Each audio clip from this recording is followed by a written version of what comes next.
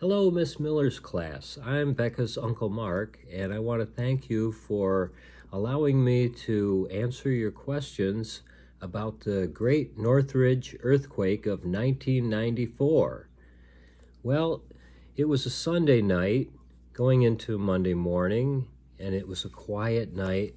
The date was January 17th, and it just happened to be Martin Luther King Jr.'s birthday, so it was a holiday and not a lot of people were out getting to work at 4:30 in the morning. So anyway, I retired to bed after midnight after watching a light-hearted comedy called Mr. Bean, and we slept very soundly until 4:30 in the morning. All of a sudden, there was a huge rumble, and it sounded like a freight train coming through the apartment. And it was as if someone had picked up our queen-size bed and threw us out of the bed and dropped it on the floor, and it just kept going and going. And my first thought was, we're having an earthquake. And I said, Sue, we're having an earthquake. And I picked myself up off the floor, and I thought, well, I got to get to the kids' room. We had like a 4- and 5-year-old, and I tried to manage to get across the room, but the ground was shaking so hard that I was hard to get my footing, and a file cabinet that we had in the room opened up, and a drawer caught me in the leg and just had a little gash there. But then I made it out to the narrow hallway, and the walls were shaking, and I was just being bounced around, and finally made it to the bedroom, where my daughter was sleeping on a top bunk bed, and I couldn't believe they were still sleeping through all this, but I picked her up and brought her down to where my son was underneath there, so we had some shelter. And we kind of rode it out, and it lasted a whole 20 seconds, but it seemed like a lifetime when you're in it. And my wife came out of the room and got underneath the dining room table, because that's another safe place to be, or a door jamb is what they tell you. But it was very intense, and finally, after things calmed down after the 20 seconds, I asked if everybody's all right, and we quickly got out of the bedroom and joined my wife under the dining room table, because just a minute later, another aftershock came, and that was almost as violent as the first one, which was a 6.7 magnitude on the Richter scale, which is up there, it's as far as big earthquakes.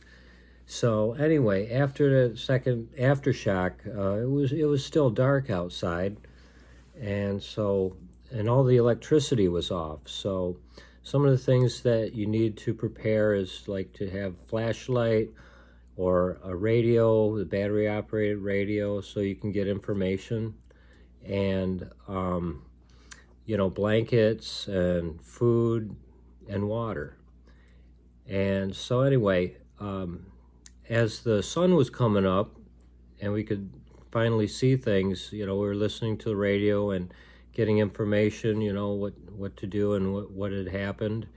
And we ventured outside, because I was managing the apartment building there and wanted to check on the tenants. And we went around, and everybody was fortunately okay. And I went around the building to check for structural damage, and fortunately there were just a few minor cracks in the walls.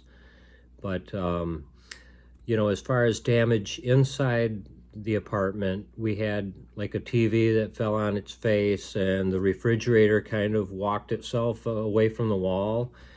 But some of the tenants there, they had like big, expensive glass collections that was completely shattered. And, but everybody was okay. That was the main thing. And then later on, we went outside and looked around the neighborhood and saw some of the buildings around us didn't do so well. And there was a lot of damage and collapsed buildings all over the city, actually, and unfortunately 60 people died in this earthquake. And there was a lot of infrastructure damage, like in the freeway that my wife took to work every day was completely collapsed. And yeah, it was just completely devastating.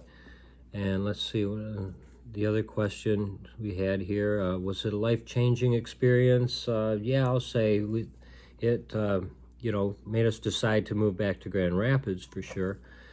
And let's see, what else?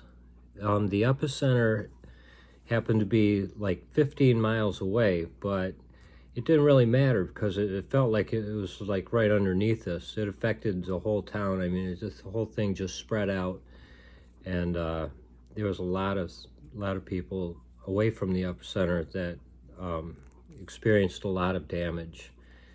And let's see, so anyway, without further ado, I'd like to share some photographs. As you know, a few days after the aftermath, we went out and took some pictures of some of the devastation, and you'll be able to see some of the buildings that didn't do so well, and you'll also be able to see where they're rebuilding the freeways a few days afterwards. But we were without power for a long time, and saw there were a lot of people out on the streets, and we're really suffering. So you know, it was for sure a life-changing experience, and one I would never want to have lived through again.